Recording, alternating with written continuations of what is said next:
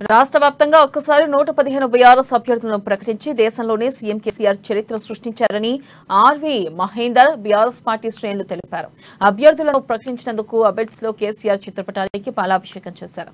వచ్చే ఎన్నికల్లో 100 సీట్లతో బీఆర్ఎస్ హ్యాట్రిక్ విజయం ఖాయమని మహేందర్ హర్షం వ్యక్తం చేశారు. గత 25 ఏళ్లుగా పార్టీని నమ్ముకుని పనిచేస్తున్న తనకే పెండింగ్ లో పెట్టిన గోషమహల్ నియోజకవర్గ అభ్యర్థిగా అవకాశం ఇవ్వాలని ఆర్వి మహేందర్ అభ్యర్థించారు.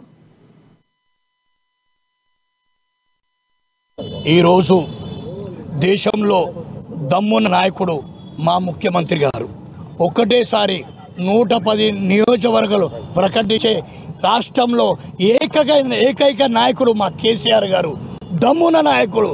అదేవిధంగా నేను 23 సంవత్సరాలు పార్టీని నమ్ముకున్నా, మా కేసీఆర్ నమ్ముకున్నా, మా కేటీఆర్ నమ్ముకున్నా. నిరంతరం ప్రజల మధ్యలో ఉంటూ ప్రజల సమస్యలు పరిష్కరించుకుంటూ ముందుకెళ్ళడం జరుగుతుంది. ఏనాడు నేను ఆశించలేదు. మరి ఈసారి గోషామైల్లో బరిలో